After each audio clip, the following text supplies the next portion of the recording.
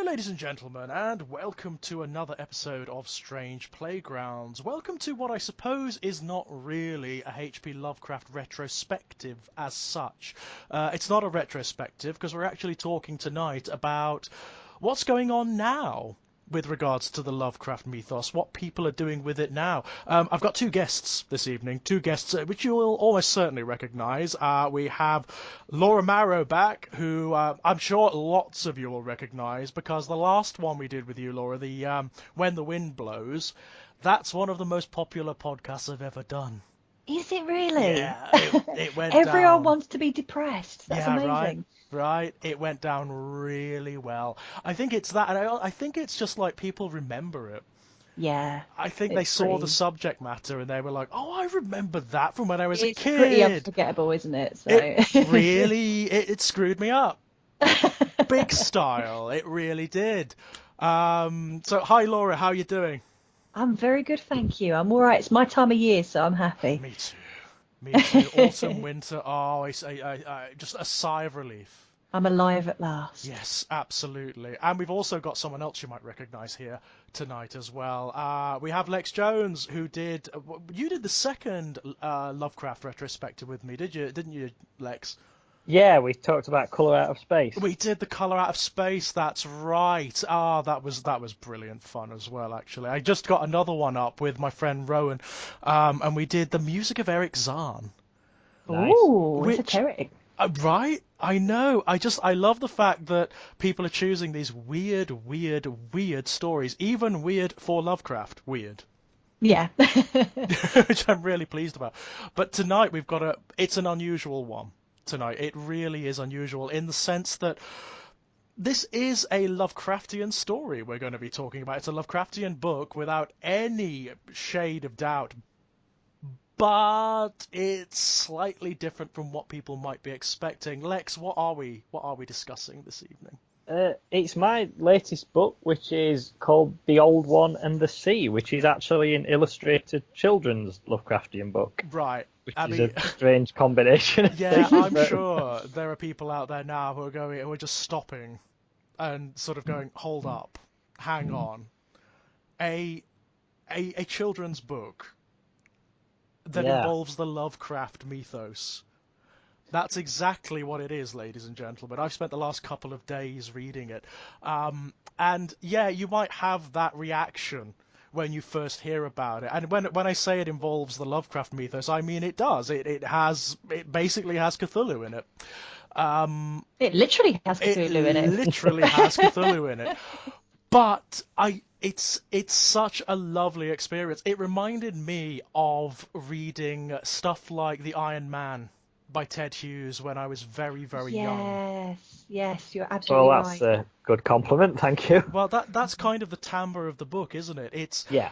It's sweet. It's sweet. It has this slightly sinister edge, like a lot of children's fiction does, like a lot of good children's fiction does. Yeah, there's a tone of sadness to some of it, I think, which is deliberate. It's not like a happy, bouncy Disney sort of children's story by any stretch of the imagination. Definitely not. But at the same time, there's this wonderful emotional resonance to it. There is a sweetness to it, which I really, really, really enjoyed.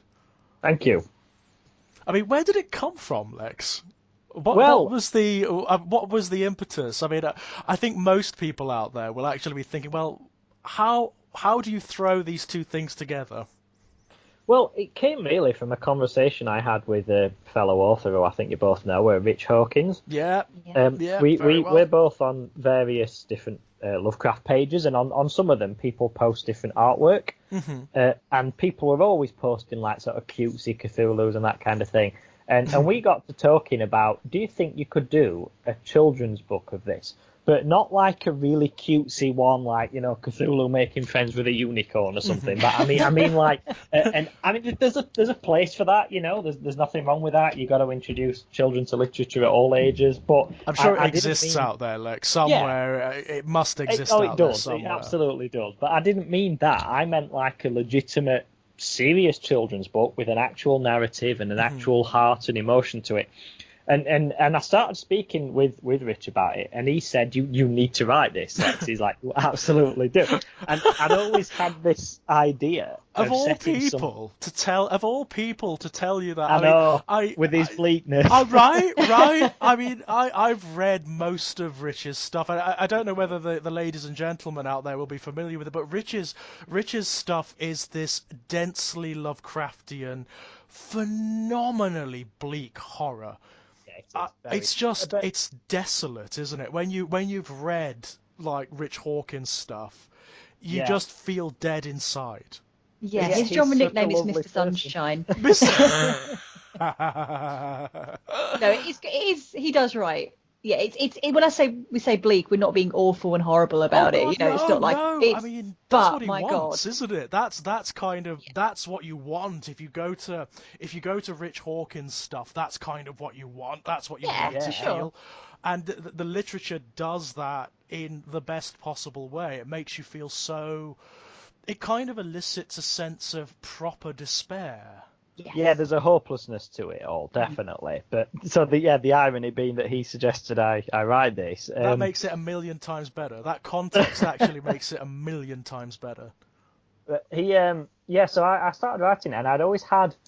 Do you ever do that thing as writers where you have like a setting and you think one day I'm going to set a story in that, but you just haven't got the story for it yet, Oh like Yeah, a yeah, for place or sure. all the and time. for me it was the idea of a rundown seaside town.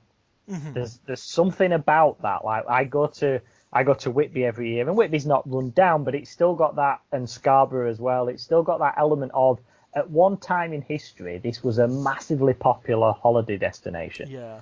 Yeah. and it no longer has that. And like the paint's peeled metaphorically and literally, and I think places like that have this like sad magic to them, and I always Yeah. wanted Yeah. to set something there. And this story, when I started coming up with this story, it just matched with that setting perfectly.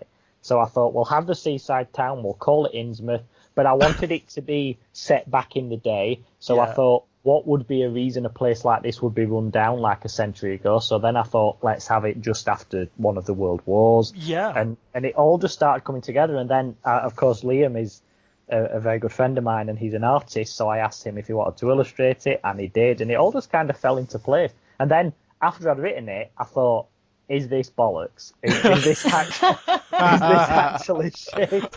And then I let people read it, like Laura, and the response I got was amazing. So Oh, brilliant. I, Is that I how do you think sort of it got is definitely involved? not shit. Yeah, I was really lucky actually. I was really kind of. Honestly, I've got to say, I didn't know what to expect when Lex you first told me, oh, I've written yeah, a children's book in the Cthulhu mythos, and I was like, right, okay, Yeah. Did you this get that is a lot, interesting. Lex? yeah, but I understood that because that's what I thought. Because I wrote it and I thought, hey, this is all right. But then I stopped and thought, is it? It's like, Yeah. Is it a bit weird? I mean, yeah, Brilliant. sure, it is a bit weird, but so I will give everything a chance, and I'm Mhm. actually, I'm not a lover of Lovecraft Oh, or Cthulhu mythos or anything like. I don't yeah. dislike it, but I wouldn't But it's exactly not. say I was an enthusiast. Yeah. It's not my thing Mhm. necessarily, but I have a working knowledge because when you're in horror, you kind of Well, can't not have you working can't knowledge get of it. away from it, can you? It's like Exactly. it's everywhere.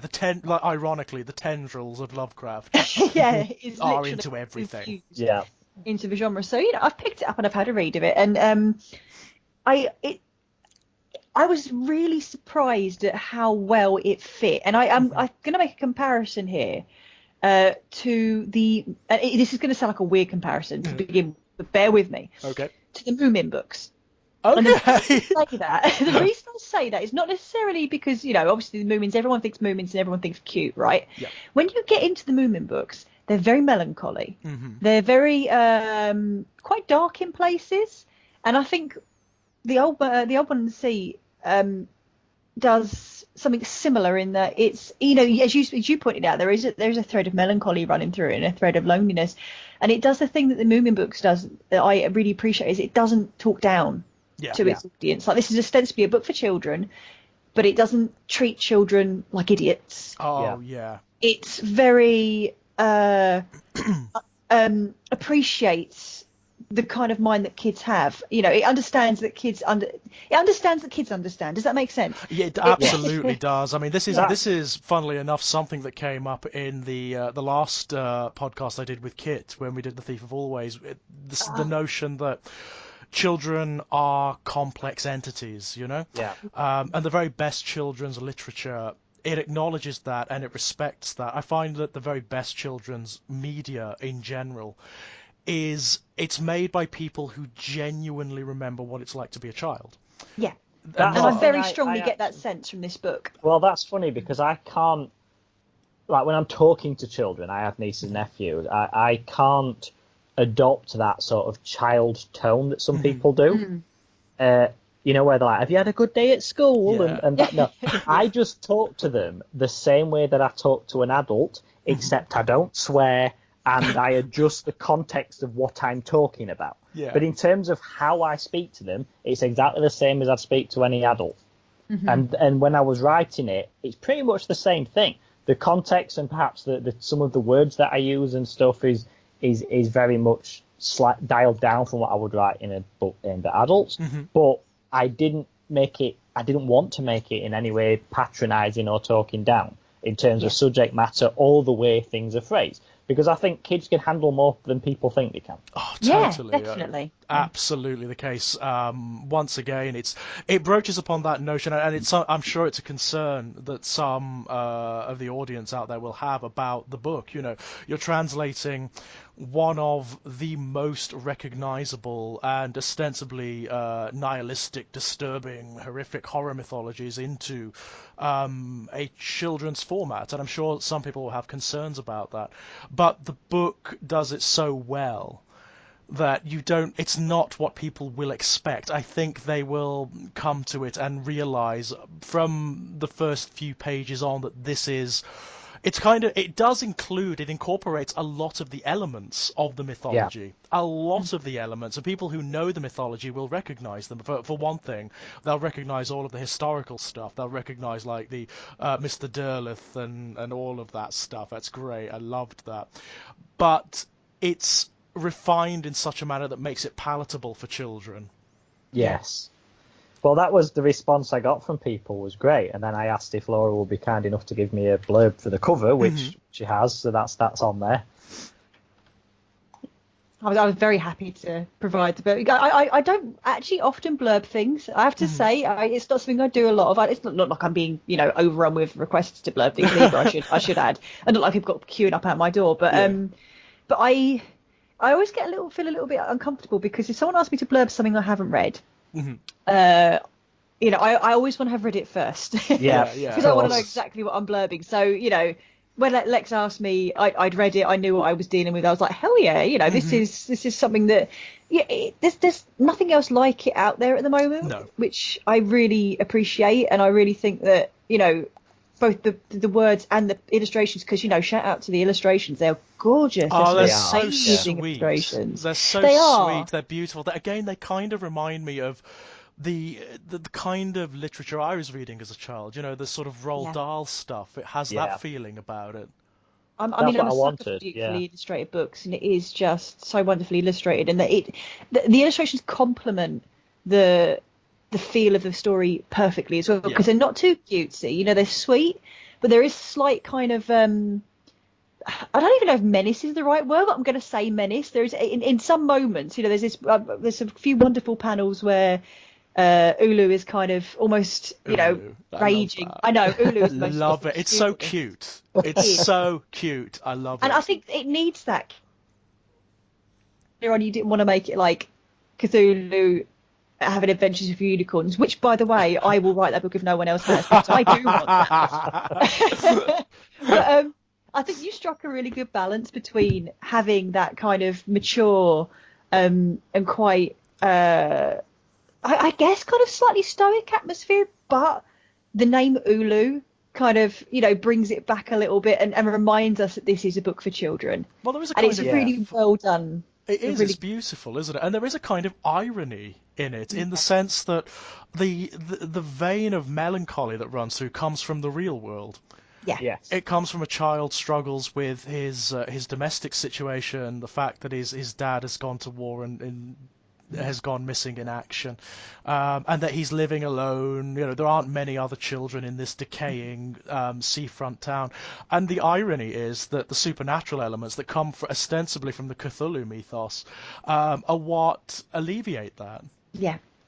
Yeah, that's very much drawn from my sort of own childhood, in which I was pretty isolated, just purely due to where we lived, and also the fact that I did have I didn't really get on with kids at school, but I had a couple of friends who lived nearby, but through no fault of their own, they were the sort of children who would get moved about a lot. Right, Like right. between parents because one was not paying the alimony or whatever it might be. You know, these sort of situations that you don't understand as a child. You just know that that person who you play with every day is now gone for the next 6 months. And then, so I spent an awful lot of time on my own and sort of in my own imagination. So things like, I mean, obviously I never discovered a giant monster, but things like anything which got into my imagination, so books, cartoons, video games, anything like that, was like my escape, if you like, from the kind of mundane isolation of being a child.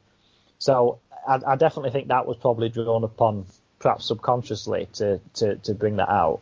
Well, I it relate definitely very comes hard through. to that. Yeah, absolutely, and it definitely comes through. I mean, I love the fact that the kid is called Howard. I mean, that's Yeah. that's brilliant. Absolutely. I mean, you could imagine this as being a young sort of H.P. Lovecraft of another universe. Well, Yeah. that's who it is. It is Yeah. actually Howard. Yeah, It's brilliant. It's like an alternate universe version of him. I didn't want to write anything close to a real version of him. I mean, the setting, the family, everything about Yeah. it's just the name and the Yeah, fact, yeah. you know. But yeah, I it's mean, a if you've nice read nod. anything about Lovecraft himself, then you probably wouldn't want him as the protagonist of your children's book, no, even when he was a kid. Yeah. no, not particularly. But I mean, I don't think you need to really go down that. I mean, I'm not a purist with regards to things like adaptations. I don't think every adaptation has to be exactly faithful to the original material, whether it's a superhero thing or a film or anything. I mean, the originals are still there. Yeah. If you, Yeah, as a fan absolutely. of Lovecraft, hear about this book or read this book and think, I don't like that, fair enough. The original's still there on your Absolutely bookshelf. fair enough. It's right there. Well, You the can thing go and read the is, original. I I've mean, not burned this every copy. Lovecraft is so pervasive now. You know, he is. I mean, even people who have never read any of the books know what things like Cthulhu are. They know what the Yeah, they do, don't Necronomicon is. They Yeah. probably recognize quite a lot of the key terms from the mythology and a lot of the characters as well. It's so pervasive that you are going to get many and varied abstruse interpretations. I mean, for God's sake, you can get Cthulhu plushies now. I I make have them. one. They're great. I mean, Yeah. they are awesome. You can get like little Lego Cthulhus, and I mean, and you know what? Lovecraft would have hated that. It That's would. why I make them. Well, I just You like to see think of that- Lovecraft rolling in his grave every time I make one. Well, at this point, he must be rolling so much that he is perpetually spinning, you know, at a rate of knots. George, did you see that Laura had actually made toys from this book Oh for me? no! Yeah. Oh, you actually made Yeah. like action figures. I made cuddly toys. So what it was, so for FantasyCon a few years ago, I made a Cthulhu plushie. I made one just to bring along because Yeah. I thought it would be fun. And he ended up with the name Keith because, of course, he was Keith Ulu.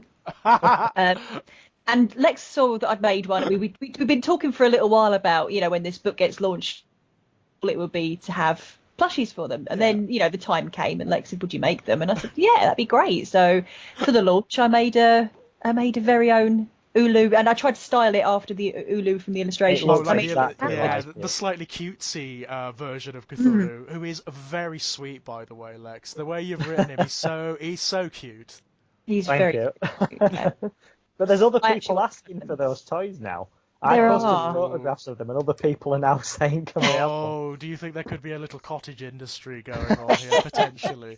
Well, it's you know, I'm very amateur at making stuff. I don't, you know, I'm not by any means a pro with a sewing machine, so I kind of feel a little bit like, wow, people actually want this stuff, Yeah, you right. know.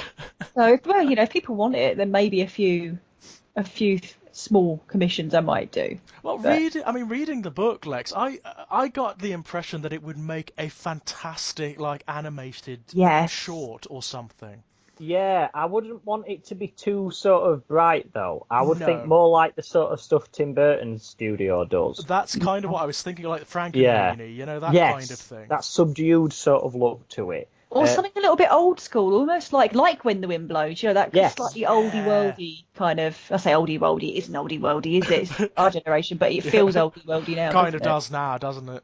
I think it would look good with that sort of animation where it almost looks like paper. Where it looks like that rather than completely fluid 3D Pixar. Oh, I don't think yeah. that'd work. That would. I work. agree with you. Like tonally, that wouldn't work. It's too clean, isn't it? It's too Yes, slick. that's the word. Yeah. And also, being that it is set in the time period that it's set, I feel like having that slightly kind of old-fashioned feel to it is totally appropriate. Yeah, I agree. Absolutely. If any studios are listening, I'd be more than happy to. But it would work. I mean, the way I think so. Well, it's so fluid. The way the story is written, it's very, it's very simple. It's very clear. The prose is very specific because, of course, the audience that it's catering to. So it has a sort of script-like form to it anyway. Oh, the Snowman film, that kind of animation. Oh, yeah. Definitely.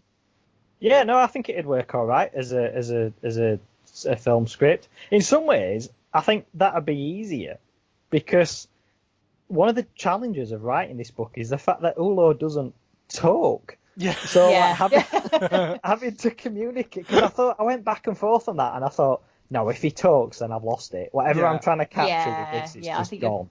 Totally right about that. I think you made the right decision there. Yeah, absolutely. It makes him somehow sweeter. I don't know how, but the way the alternative ways that he communicates with Howard are really touching. Well, I think that having him speak could just lose something. But on a cartoon or any sort of animation, sort of showing that communication is a lot easier than it is writing it on the page without having him say anything. So, of course, you could have like little motions and facial expressions and whatnot. His eyes are obviously the most expressive part. They are, yes. There's a chapter in there that's called Eyes as Deep as the Ocean, and that is one of my favourite chapter titles because, funnily enough, I hate coming up with titles for books or chapters or anything like that, and yet the chapter titles in this book are genuinely one of my favourite things I've ever written because I think each one of them captures what that chapter is about, and there's just the way the words are formed together. I don't know how I managed to come up with that because that is not something that I'm generally good at. I mean, I've spoken to Laura about this before, but the way that I think she writes is something that it's an ability in writing that I do not have, which is where you use words almost like colours on a canvas, in that you can read a sentence and you just stop and then read it again because the way the words are put together is so beautiful that it's like a piece of art in itself. That peculiar poetry. Yeah, now I can't do that. I can tell a good story and I just use words as the tools to do that, but I don't think I'm the sort of writer who can form sentences that do that. But with these titles in this book, I think that's the closest I've ever come to anything that even resembles that. So I kind of impressed myself with that. But no, it does work. I mean, it really works. I mean, you've never written anything for children before, Lex? So when I was about 9 or 10, we had a substitute teacher in school, and he, you have to kind of find some way to keep the kids busy all day without. They don't really pick up. I don't know if this is still true anymore. It's like 20 years ago since I was at school, but they didn't really pick up the normal curriculum. Yeah. Oh no, it's take it from someone who used to be a teacher. It's absolutely true. Right. It's absolutely true now. Okay.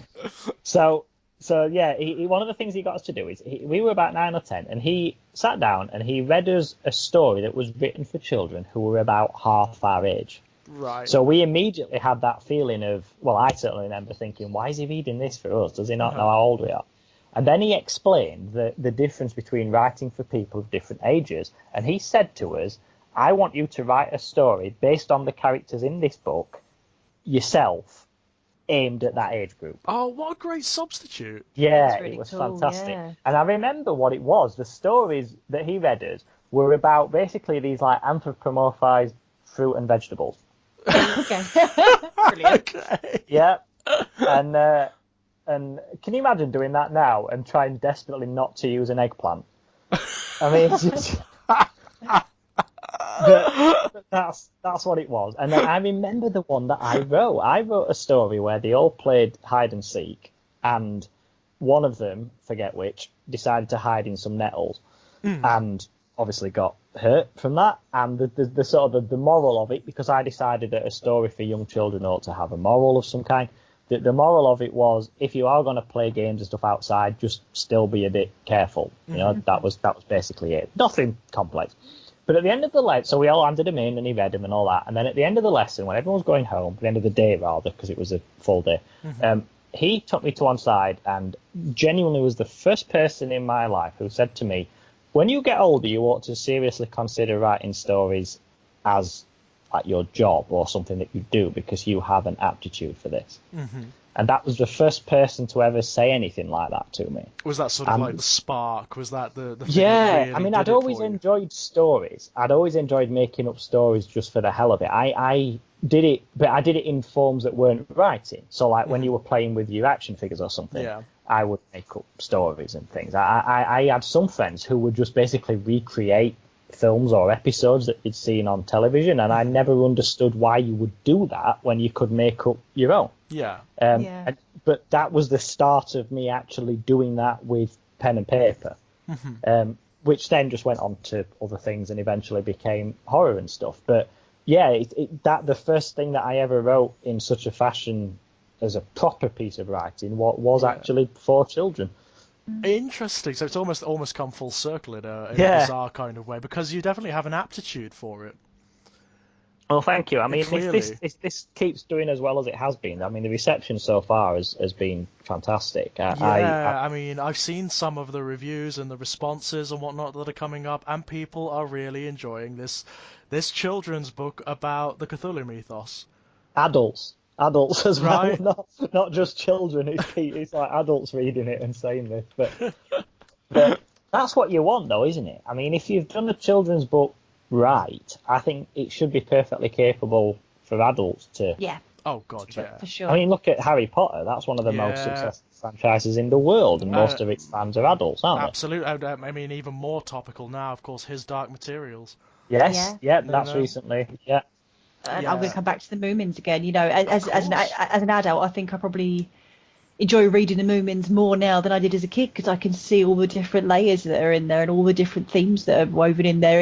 And I think what all these books have got in common is, like we said earlier, is they don't talk down to children. They talk to children on a level. I think you're absolutely right, Laura. But that is the trick for me of good children's writing. It really is. I mean, I said to Kit when I was chatting to him that one of the things that does tend to happen when adults write for children is that they don't write for children, they write at children. Yes.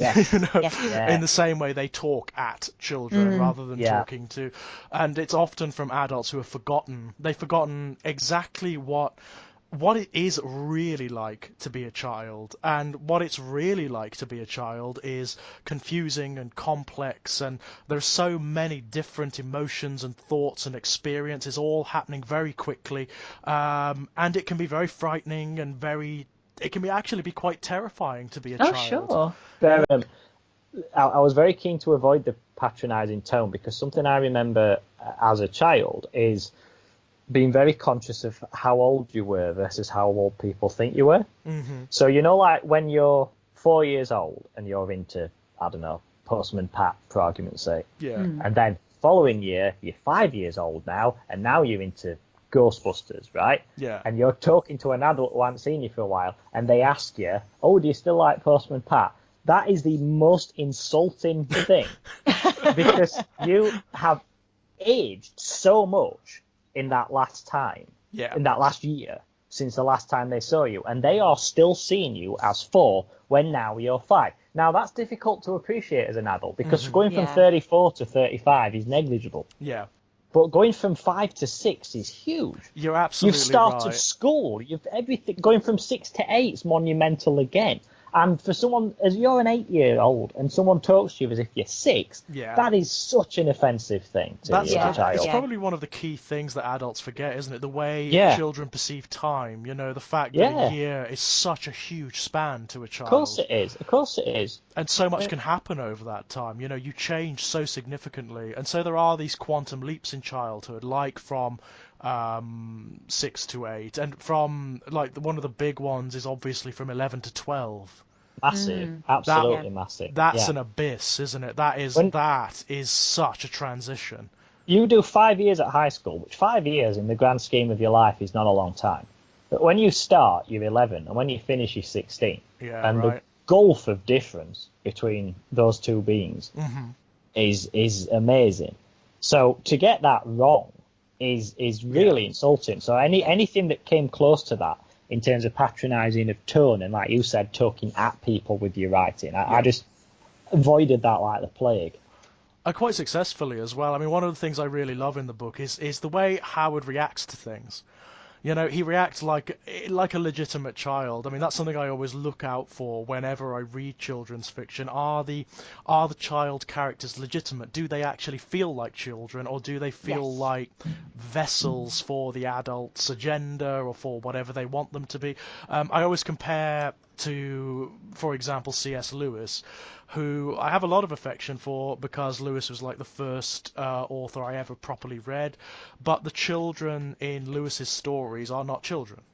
No. Yeah, absolutely. They're just small adults, aren't they? Yeah, and they're just sort of like reflections for what Lewis wants them to be as the sort of godlike narrator. That's all they are. Yes. Whereas Howard, he kind of does stuff on his own back. You know, he can be a little bit naughty and a little bit... he's a kind of slave to his own curiosity and his own enthusiasms, as children are. And I really like that. I really like that. It makes the character way more interesting and way more legitimate. Well, thank you, because one of my most pet peeves in children's literature myself, even when I was a child, is those like snotty Oxbridge, Enid Blyton sort of children. I just, oh God, I just wanted them to get hit by a train. I just can't stand it. I mean, as a northern kid, I just couldn't relate to that. Of course. When you've got these little kids in the upper Oxbridge school uniform, and they're like, "Oh, let's have another sandwich, mummy." I'm like, "Oh God."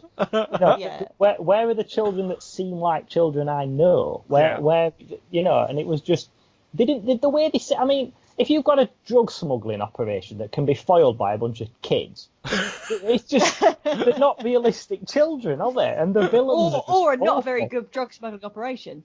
Well, that's my absolutely, problem. That's my problem whenever I see Voldemort in a list of good villains. I'm like, his arch enemy's a 12-year-old kid. He's not a good villain. He's not. It's a fair point. Why didn't he just walk into that bedroom and smother Harry with a pillar? Why mess about doing a spell? You just wrecked J.K. Rowling. I was going to say, you've suddenly made this podcast contentious. Look, in 10 years' time, in 10 years' time, she'll just tweet about me and say that I'm actually gay or something, and then I'll have to be. That's the rule. I'll have no choice. It is the rule. She'll get her revenge in the end. That's how it happens. I mean, I proudly remember the day that J.K. Rowling tweeted the fact that I was gay, and thus it is. And it's remember. That's it now. So long, wife. This is it now, J.K. Rowling said. Yeah. But you're right when you say, because I had this same problem as well when I was growing up. Obviously, I was, working class council estate scum from South London. School parent, Elephant and Castle council estate, grew up around all these, refugees and immigrants, and no one was writing books for kids about that perspective. It just wasn't a thing. It just didn't happen, did it? It didn't happen. And so, I've got serious beef with Harry Potter because people always like to say how Ron Weasley is working class. Can I just say Ron Weasley is not fucking working class? He is not. He is definitely not is not. No one in Harry Potter is working class. No, exactly. And this is. I think that's also why Harry Potter passed me by, because partly I think I was slightly too old when it first came out to kind of. As well. I think I was the wrong age, but also, when I did try reading it and I was a little bit older, I couldn't relate to all these kids going off to this exclusive school. Yeah. Yes, Just that wasn't my reality. Well, so... there is a kind of classism innate to Harry Potter, isn't there? You know, you have the notion of the Muggles and the wizards, and you know, Yeah, being a it's right wizard there. in Harry Potter mythology, you're born as it. Yeah, it's a privilege you're born into. It's a privilege, yeah. It is a Yeah, privilege. it I've is. always wanted to see like the satirical follow-up where you get the Muggles coming up with a kind of magic of their own, like a ritualistic magic, and it's like, oh yeah, yeah. Well, we're gonna make our own magic, you know, but you have to learn and you have to refine and you have to do by rite and ritual rather than just something that you have in your blood, you know? Yeah. Yeah, Yeah, I agree absolutely. with that. Yeah, something I've never understood about Harry Potter, and that it would tie in perfectly with that idea, is how effective is the magic against stuff that isn't magic? So, Yeah. like, that force field they've put up at the end to defend, it's magic, and it's defending against other people's magic.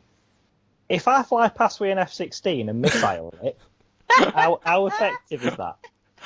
You're just ruining Rowling today. You're Well, the anti-Rowling. I was going to love say it. this podcast is going down routes that I did not think it would go down. Well, there's also a phrase that I came up with when I was discussing this Harry Potter with another writer, Emma Dehaney. I think you know I Emma. know her well, yeah. Which was, what if I decided to go Columbine in Hogwarts? Yeah. Which, I mean, that's how a great effective? Oh, I'm so tempted to call the title of the podcast Columbine in Hogwarts. Can I you was going to imagine? say, what a great name for a band as Is well. it? That's what Great, Emma isn't said. it? That's exactly what Emma said. Oh my god, I want a But how t-shirt. effective is it? If I've got a Yeah. machine gun, how good is that? No, it's a fair point, though. Because no, it's never broached. I'd have liked some sort of history about. Surely someone's attacked Hogwarts at some point because they were a Muggle and they couldn't get in and they didn't like that snobbery. Or there's got to be some. There's that complete, which you say is like a form of classism. There's like a complete line between Muggles and the wizard. There's also- never anyone who's like thought they were special but then they're not. Or There's also you know. the inverse of that, of course. You have this exclusivist secret culture of wizards and witches who can conjure miracles, basically. They could change the world. They could redefine the way the world works. And they don't. Yeah.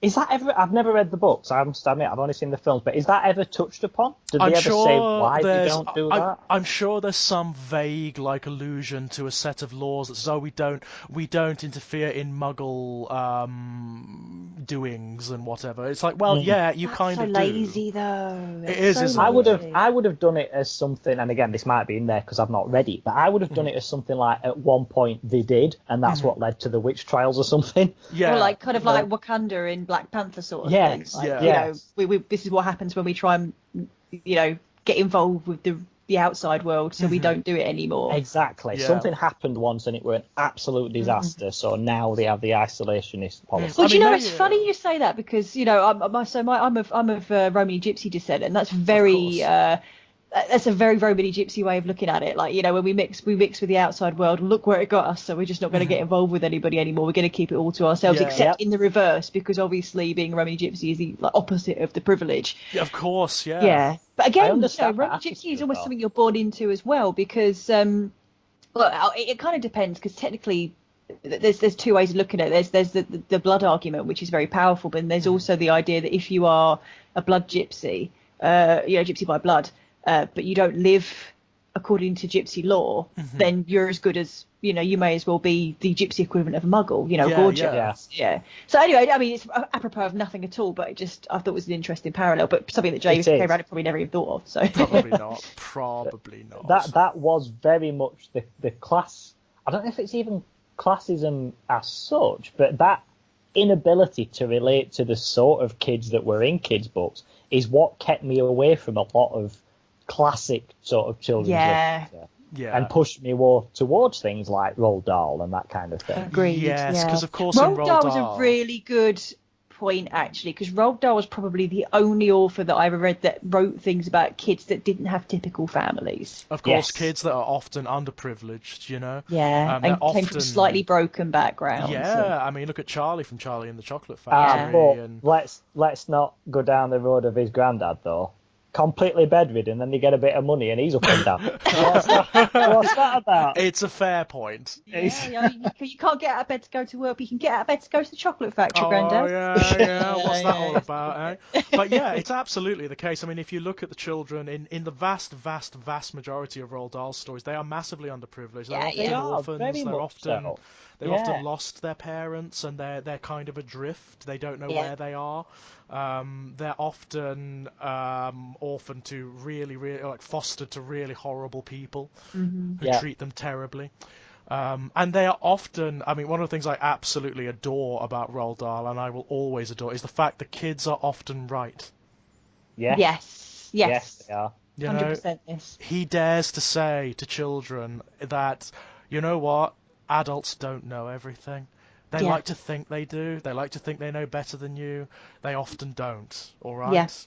Yeah, I wanted to avoid that thing of that cliche that you get in, again, older sort of children's literature with the wise old dad with smoking the pipe with like, well, Jimmy, you know, and then he's going to tell you the world as if he's like flawless and knows everything. Because of course your parents are the ones who know everything, and they, you silly kids are having your adventures, but when you get in the real world, Well, that was also, I mean, there's a message at the start of The Old One and the Sea, which is dedicated to my niece and nephew, which is, it says, never let the world take away that which makes you wonderful.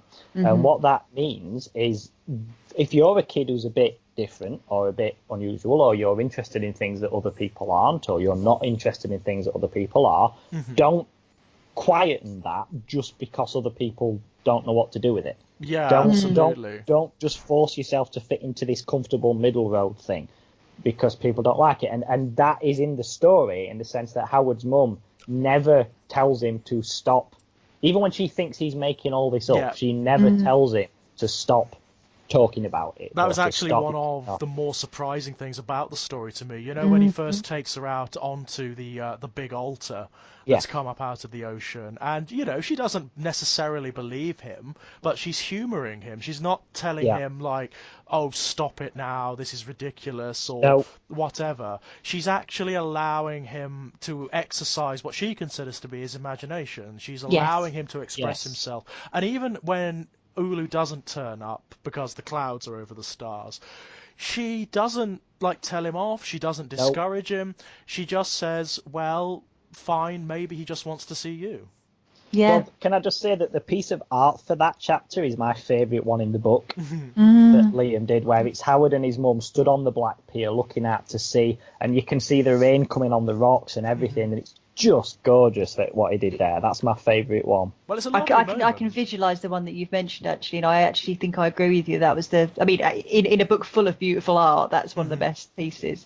Well, it's a lovely moment, it really is, and it's surprising as well, because even in some of the better children's literature, the cliche would be for the mother to actually be a little bit angry at that point, or to be dismissive, or to tell him that maybe it's time to stop pretending now, or whatever. But she doesn't, and I really, really liked that.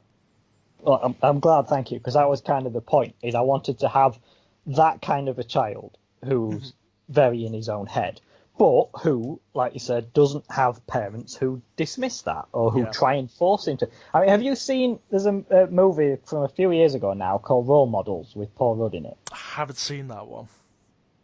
It's a comedy film. Have you seen it, Laura? No, I'm not familiar with it.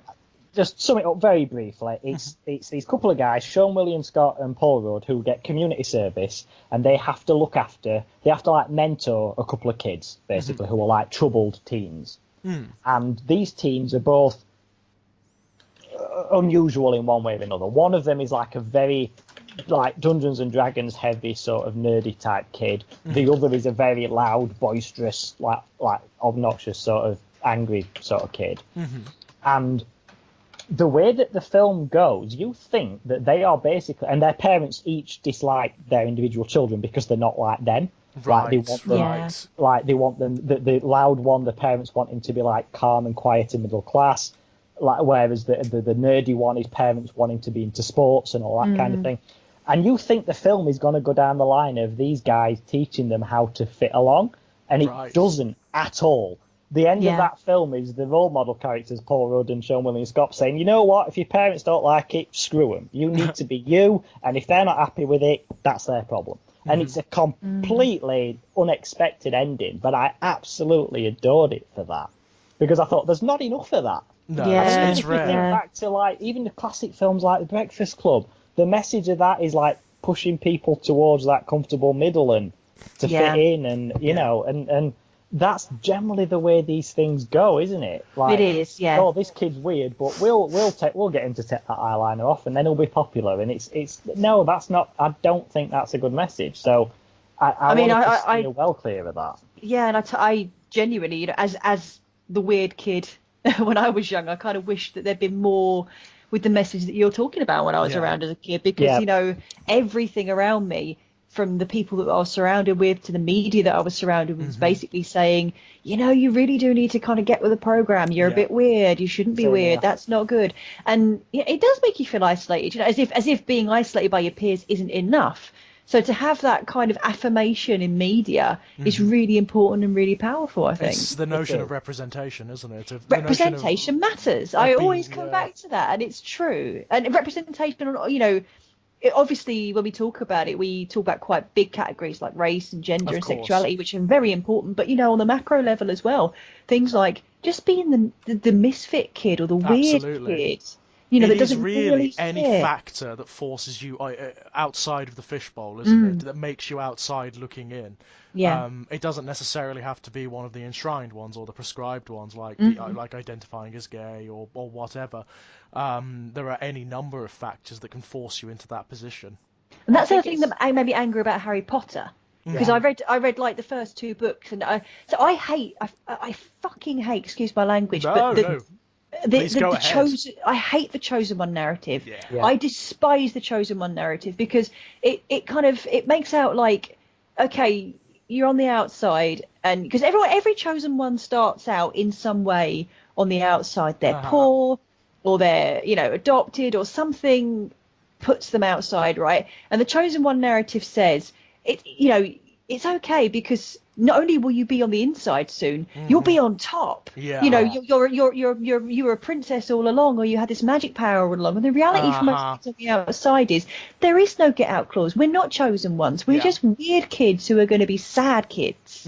That's our future. We're going to grow up to be sad adults. Yeah. So and Harry Potter is kind of like that. Oh, you're a wizard, Harry. Oh, there's your get out clause. Yeah. Oh, great, you had a miserable childhood, but it's okay, you're a wizard now, so you can just forget all of that terrible stuff that happened to you. It doesn't work like that. No, it doesn't. And the really good children's media, it actually takes that outside status and it shows children how they can make poetry and meaning out of that status. Yes. And to go back to Roald Dahl, Matilda, I feel, is one of the best examples of that. Yeah. Because Matilda never stops being a weird kid. No. But the difference is that someone recognises her weirdness and has actually, it's special. You're not weird, you're special. It's not chosen one. It's, she doesn't transcend or become anything else. It's just that, she finds someone who understands her. Yeah, absolutely. She's just lucky enough to find that adult representative who sees her for who she is. Yeah. And, she doesn't become anyone. The best thing that happens to her is that she goes to live with an adult who understands her. She doesn't ascend to being powerful, and she doesn't become a princess, and she doesn't save the world. She just finds someone who loves her the way that she is. And that's really the best outcome that any of us weird kids can hope for. So, reading that as a weird kid, you're like, oh, maybe I'll find my Miss Honey someday. Yeah, absolutely. I think anything representation-wise is important if your own family and friends and social circle don't get you.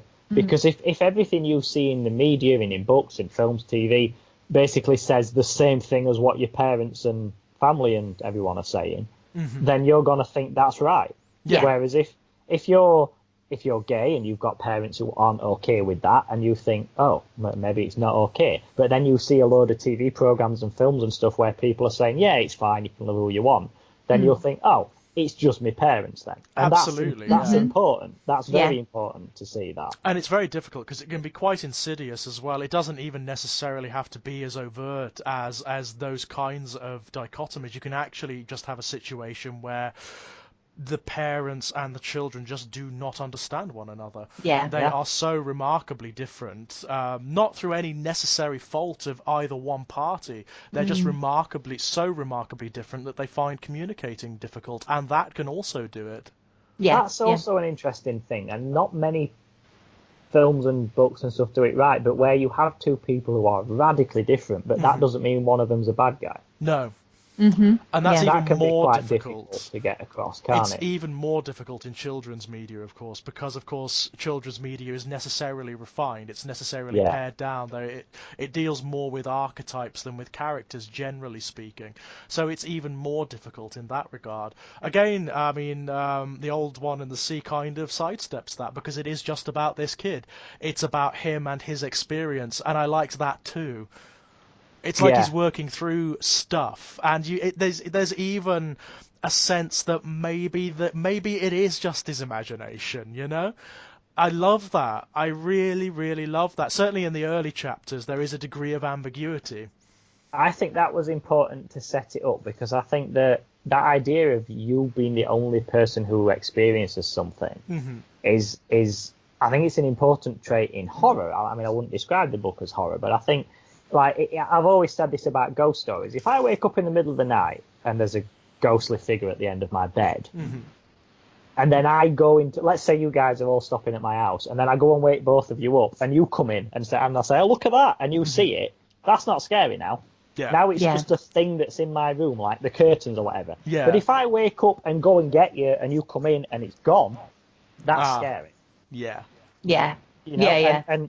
But if translating that to children's literature, I think there's a magic quality of you being the only person that sees this thing. Now, I must say, without spoiling the book, it doesn't stay that way because of the nature that the story goes in. Of course. It doesn't stay like that. But I think to set up that feeling from the early chapters, it was necessary that Howard is the only person encountering this. Well, he kind of spells it out, doesn't he? He talks about how it's almost like a secret, isn't it? It's like a treasure. Yeah. It's something that belongs to him, and it's something this kid needs. It's never stated outright in the book, but he's looking for something, isn't he? The poor kid is so lost. He doesn't have something to anchor him, and it's obvious that this Ulu does it somehow. He kind of transplants that need onto it, and he's just lucky that it is something that can. Yes, I agree with that. Yeah, I think that's...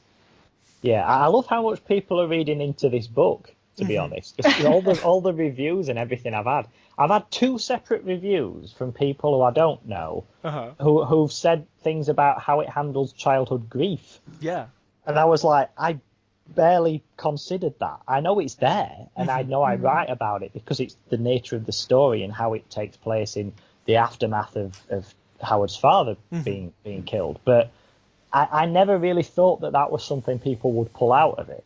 And yet 2 individual people have commented on it. Oh yeah, but I always loved that. I found it overt, almost. Well, I definitely got that. I mean, I almost took most of the story as a kind of metaphor for exactly that. It's like the poor boy is working through something, you know. Yeah, well, and that he's seeking solace in this thing that he's found. Yeah, I've got to be honest. I actually had exactly the same reaction. Well, that's really and it's nice. lovely, isn't it? Because it is. That. Yeah, when they do it with any of your writing. Or in fact, a good friend of mine is a musician, and he said that people have said about some of his songs, like, "Oh, I love that song. It reminds me of X," and he thinks his initial reaction was that's nothing to do with what the song's about. But then he started thinking about it in a different way, and he has this sort of phrase which he said, which I really liked, which is he said that once you put the song out there into the world, it's no longer just yours. Absolutely. Yes. Yeah. Yes. So for totally you, agree. it was that song you wrote just after you broke up with your girlfriend. Yep. For someone else, it's going to be the first dance at their wedding. It's going to be the song that was playing the first time they kissed their boyfriend. It's going to be whatever. And people take different things from it, and they own it then as much as you do. And I think that's the same with books and films and stuff as well. People will read stuff into it that you didn't put there, and that I actually really like that. Oh, I love that. It's really beautiful. Yeah. Isn't that why we make art, though? Isn't it? We make art to communicate, and what we put out isn't always what someone else takes from it. And No. but I think that's a beautiful thing. Actually. Yeah, I absolutely. I think it's one of the best things, to be honest, when someone takes a story and they kind of make it their own. You know, meaning occurs on that weird integer between the reader and the page, and they're giving stuff of themselves to the story. And I love that. I absolutely love that. And I find really good writers and really good artists in general, they know it and they exploit it. Yes. They acknowledge it and they use it to create ambiguity and poetry and wonder. Even, and you know, it's actually harder to do in children's literature. Yeah. You know, given the target audience and given that you're working with a much more refined set of tools and instruments, it's harder to do, but when you do it well, boy, does it work. Yeah.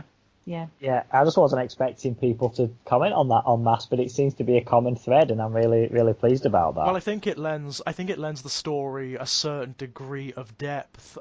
It gives it this wonderful note that otherwise maybe wouldn't be there. This sort of undertone of grief that wends its way through all of the beautiful imagery and all of the moments of sweetness, you know, and it lends contrast. It adds this wonderful contrast to things. It works very, very well. Oh, thank you very much. In this children's book about Cthulhu. A giant space squid from another dimension. Yeah, I mean, has anyone actually responded like negatively to the concept at all, Lex? You know, the notion of creating a children's book around H.P. Lovecraft's work. One. Really? Was it? I mean, what was the basis of it? What was the basis of the? I know, of course they haven't. Of course they haven't. I posted it in a Lovecraft group. Right. And one person said, "You can't do Lovecraft as children. That's a ridiculous idea." Right. But I was like, okay. "You've not read it, mate." So no. I'm taking that with it. You're entitled to your opinion. I'm not telling you that you're wrong. That's fine. But maybe I always prefer to read something before commenting on negatively. Oh, absolutely. Yeah. You know, even if someone tells me something, I think, well, that doesn't sound like the best idea, but I don't know. They might handle it brilliantly. I mean, if someone's to explain the story of Grave of the Fireflies to me, I was an animated film about Japanese children dying in World War II, which I think, well, why would you make that animated? And you watch it, you think, I get it, I understand, and I'm sorry. And it's perfect. Actually, when you watch it's perfect, isn't it? It is an almost perfect film. Yeah. You know? Do you know what I just remembered every time Laura mentioned the Moomins, and I just remembered it now. I was going to say it before, but I forgot. It's I had a horrific experience with a Moomin earlier this week. Moomin trauma is surprisingly common. Well, I've got a toy one which is in the loft somewhere, and it's in like a bag of toys, and I was in the loft, and because I'm stupid, when I go in the loft to sort stuff out, I often don't take a light with me, because the light from below the loft is enough that I can generally see what I'm getting. And the bag that it was in fell forwards as I was rummaging around, and I turned around and the Moomin was out the top on it, and it was right in my face. So, it's the one with the top hat, whatever he's called. Oh, Moomin Papa. And it was right in my face. It was like, Jesus Christ. So my husband has got a phobia of E.T. Oh yeah, which is a bit weird if you ask me, but. And say similar thing happened to him. So his mum, not realizing that he had this phobia of ET, bought him this ET toy. So he used to put it on top of his wardrobe to hide it away so he wouldn't have to see it. But his mum would keep putting it down again because she was it's ET toy. Of course he loves ET. And and one day he was in bed and sleeping, and it must have been kind of dislodged slightly, and it fell from the wardrobe onto his face while he was sleeping, and he just woke up ET's face staring into his. Screamed. Of Trainspotting with the baby on the roof. It's like that. And ever since then, he's not been able to watch ET ever since. To endure ET, that is I mean, do you know what makes all ET due respect, terrifying? That's an awesome phobia to have. Have you heard the urban legend about ET? Because that What's the urban legend about ET? That inside it is a dwarf with no legs. Oh, right. Is that what people say? Apparently, and it's on some quite credible movie resource information. Right, okay. And he's on like a little trolley to wheel about. Wow. which just makes it even more terrifying somehow. Well, yeah, think there's a human being stuffed inside Yeah. that. Yeah. It's quite terrifying, yeah. Because it doesn't Actually, look like a particularly comfortable costume to be wearing if it is a costume. I don't really believe doesn't. it, I must admit, but it's one of those like urban legends that's Oh, it's like a perpetuated. cinema and- urban Yeah. legend. Yeah. I don't personally buy it, but it's Well, one of those. odder That, things have happened though, haven't they? So who knows? Certainly in cinema. Certainly in Yeah. cinema. And I mean, I must admit, I love those stories. I I do. absolutely, like the myth that Weird you can Hollywood see stuff. one of the Munchkin actors from The Wizard of Oz hanging themselves in the background of one of the Yeah. scenes. It's not true.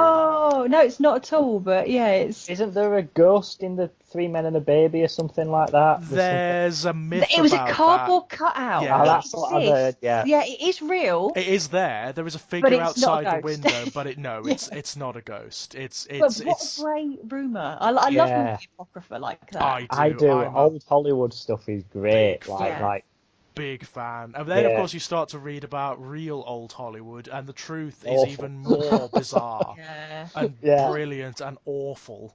For a long Yeah. time, because I grew up watching The Crow, and I loved it. And I thought the story about Brandon Lee being killed filming that was apocrypha. I Of didn't course. realise It until sounds the like internet it. age that it was real. It's It absolutely true. absolutely sounds like it could be, doesn't It it? does, It doesn't it? Oh, he was does. killed by, it was supposed to be a fake bullet, or it was a fake bullet, but it exploded wrong, or something There like was that. It was a shrapnel or something. That's wasn't right. in There the was film? an Yeah. accrual of something in the fake gun that fired like a Yeah. bullet. And it Yeah. just, I remember hearing that when around about the time the film came out, and I thought, that's rubbish. I know rubbish when I hear it. And then I It got does, it older and the sounds internet like- was there, yeah. and holy shit, he And did die. It And turns then I out it kind of was. wondered why I hadn't seen Brandon Lee in anything after that. Yeah. Because I was a Yeah. little bit in love with Brandon Lee, but Well, who Yeah. wasn't? He was Well, beautiful. I mean, he was frigging a hell. beast, Wow. yeah, especially in The Crow. I mean, when you're like early teens and you watch Yeah. that film, and it's just It's so perfect, yeah. that film. it is. I love that film. I discovered the other day that Charlie hasn't watched it, so I need to. Oh, Well, fast. Oh, God, it's that- just. I It's mean, one in of her those- Actually, no, I defense, haven't watched it in years, and I need to watch it again. Just. I've got it on Blu-ray. I mean, in her defense, she was born in 1995, but Okay. So maybe just after the full impact of it, but by God, Yeah. she's got to watch that. she needs It's- to and watch. She loves- it's she loves aged horror well. films and Well, stuff. Has it? That's what I was going to ask. I don't think I've watched it in at least a decade. And I didn't think know it's how well aged well. I mean, obviously, visually, yeah, okay, it's oh, actually, do you know what? Even visually, I think it's actually held up. it's not special effects heavy, is it? So It's at all. not. Not at all. And because of the type of story that it is, it's there's nothing in it that doesn't translate to the modern world. So I Yeah. think, I think it holds up. Full disclosure, last time I watched it was about 3 or 4 years ago, but That's, when I so did, that's, I never that's quite recent, isn't it? Yeah. So that's not so bad. And of course, because it's such a fairy tale style story, and the setting isn't quite real anyway. yeah, It doesn't. It is one of those stories where it doesn't necessarily age as such. It feels No. like it's its own self-contained universe. So it does. Yeah. It's got that snow globe sort of feel to it, which is Absolutely. actually what George said in his review of my last book. The Yeah. Other It's Side true. of the Mirror. That's what he said about Absolutely that too. true. It does feel. In fact, now that I should have made a Crow comparison actually, because that would fit so well the other side of the mirror, would it not? Yeah, Yeah. I think so. Yeah, it's got that. And what I love about The Crow, though, is that there's nothing specific in it that makes you say it's set in the 90s. It's set in the 80s. No, It's set- no, and that's you why know, it's it's- aged well, in my opinion, because even the stuff that's got music industry, or not music industry, 'cause it's not really industry, but, all the music in it and it all holds up. I mean, it's still relevant. It's still completely. I have you the could, soundtrack to that. Oh, And it's an amazing the soundtrack. song, the Cure song, Burn, Oh, yeah, that was my getting ready to put makeup on and go out song as a teenager. yeah. It was It's like, yeah. such a good soundtrack. It is just. I mean, that film encapsulates my whole goth youth. Same here. Yeah, I loved it. And I mean, did you have that weird experience where you kind of rediscovered it a little bit later? Yes. Yeah, Yes, I had it exactly when that. I went to uni and I got it on DVD and I kind of Yeah. rediscovered it and it was like, oh, this is amazing. For me, Yeah. it was reading the graphic novel it was based on. I found the graphic novel, and again, not really realizing it was based on a graphic novel. Oh yeah, and the story behind the graphic Yeah, novel, which is yeah. absolutely tragic. It really, really is, and I feel like it's a very good adaptation of a very good graphic novel, and I Yeah. think it's very faithful to a lot of what the graphic novel was trying to do. Well, the graphic novel at the time was unique. I mean, It there was was. nothing like it on the market. I mean, now, of course, you would find things quite like it all over the place. Yeah, But at the time, there was nothing like that. Something where, like, the style, for one thing, which is heavily realistic, anatomically very yeah. realistic, that doesn't happen. That just No. didn't happen. Everything. I mean, we're going through the sort of Rob Liefeld era of comic books back Yeah, then. You exactly. Yeah, know? where everybody was, weirdly proportioned Yes. and doing the whole boob and butt shot That's things. it, And where you had like muscles on muscles on muscles Yeah, on muscles, ammo and it's like, pouches, yeah, and lots of pouches, yeah, and ammo it's like, pouches. but Yeah, man, they wouldn't be able to move. no. characters who don't even use a gun having ammo pouches on the belt.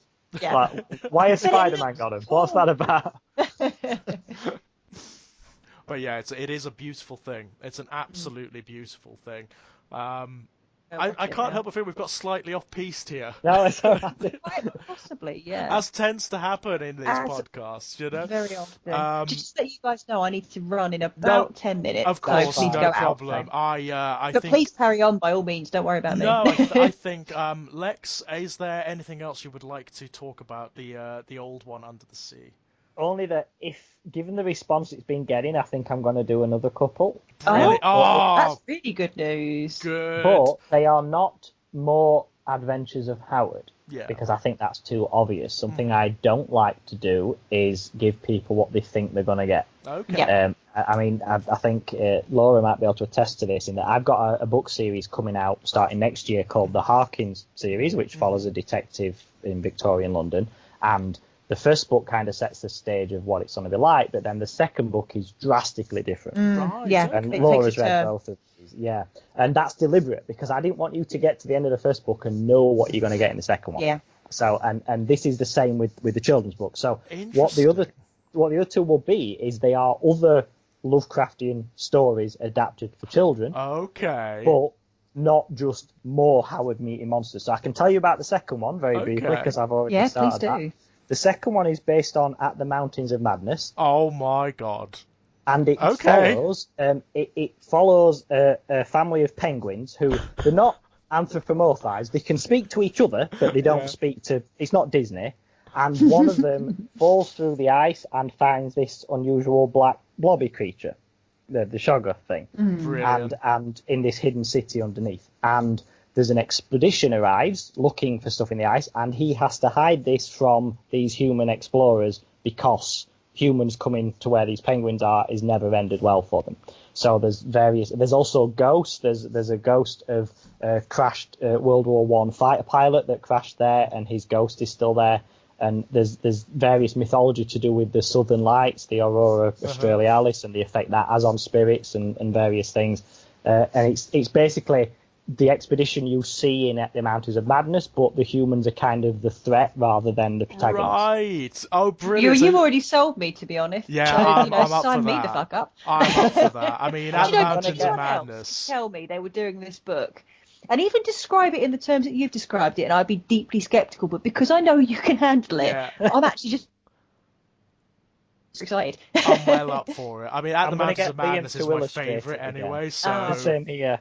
Yeah, I'm going to get Liam to do the artwork again, so there's a consistency of because I love that with Roald Dahl. Well, whenever you see that artwork, you know that's You a just Roald Dahl. know. book. Yeah. It was Quentin Blake, I think, wasn't Quentin- it? yeah, that's it. And then the third one, I haven't really decided what I'm going to do, but I know it's going to be around the Dunwich Horror, which is what I was asking you earlier. Oh, to that's go why to. you were I asking. can't remember the name of it because that's to do with two brothers who have a father who's a cosmic entity. He's an elder thing, isn't he? Yeah. He's a great old one or something. One of the Yeah. brothers is passable as human, and the other is hidden away in a barn. And I thought I can do something with that. Yeah. I can Probably use the only Lovecraft story I've read and actually really enjoyed is the Dunwich Horror, Yeah. I think. All right. Yeah, that I will actually be- did enjoy that one. I look. That will be the inspiration for the third one, but I don't know how I'm going to approach it yet. I had a I'm horrible focusing feeling you were on going the to say something like Herbert West Reanimator or something. I don't know how I'd do that really, No, but that would be that's difficult. what you've got to do. Is you've got to look at it and think, can I extract elements of this that will be suitable without losing the essence of the story. So, like with I said with Mountains of Madness, I can absolutely do that by doing it from a different angle. And Don't the know what I'm penguins gonna are a do. good way in, actually. Yeah, exactly. Definitely. They really are. And I've actually been researching about penguin behaviour because I want to get them accurate. Even though they speak to each other, I don't want penguins to be sat round a dinner table or anything. Do you know what I mean? Yeah. It's got to be like, yes, they can speak to each other, but they act like penguins. So to any observer, it's just a penguin. You know, that's the point. So I've been learning about penguins and stuff that they do. Brilliance. Absolute brilliance. I mean, Laura, is there anything that you'd like to say as a closing statement? Just give me 10 of those. Yeah, I'm up Please. for that. I'm up for that.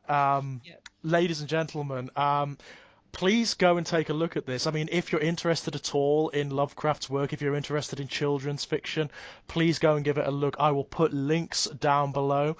That's The Old One and the Sea by Lex Jones. It's a lovely, lovely children's book. In fact, if you have children, you know, buy it and read it with them. Even if you're not a Lovecraft fan, because take it from me, a non-Lovecraft fan, it is beautiful. It's so sweet. You need no prior knowledge to enjoy it. You really don't. You really don't. It works on so many levels. It's just a lovely children's book. It's a really beautiful children's book. You know what I'd love to see? I'd love to see in like a decade's time, maybe, like teachers reading it to classes and that kind of thing, you know? That would be very nice, yeah. I would love that. Wouldn't that be wonderful? That would be really good. You know, how a lot of us discovered Roald Dahl and Ted Hughes and whatever. I would love to see that. Well, guys, thank you so much. That's been such fun. A lot of my podcasts, a lot of these are very heavy. We tend to talk about politics and philosophy and all sorts of stuff. So it's been lovely to have one that's been a little lighter. Thank you very much. Apart from Columbine in Hogwarts. Apart from that, apart from that stuff, I'm telling you, one day there's going to be a band. I'm going to front it, and that's going to be our name. Just watch this space. Oh, there's going to be T-shirts and tattoos and all sorts. It's got to be. It's got to be a franchise. But thank you so much, guys. Is there anything beyond the Old One and the Sea that you'd like to pimp out, guys? Not really. I mean, if you check out that, then on Amazon via that, you can see all the other books that I currently have available. So by all means, have a look at those as well if you want to check out something for the adult reader as well. Of course. May I personally recommend The Other Side of the Mirror in that regard? Thank you. No problem at all. Laura, is there anything you'd like to tell the audience about? Oh, I always feel impolite doing this. Go on.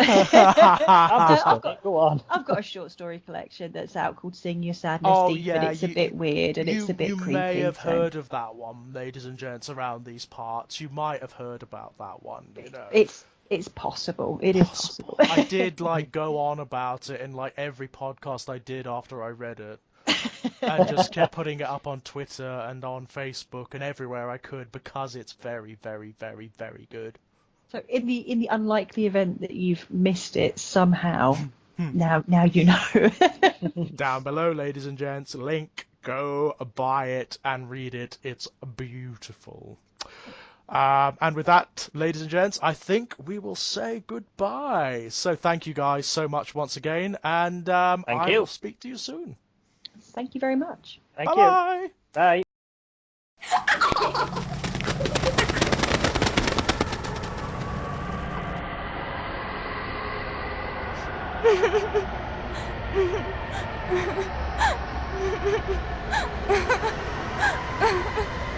Ha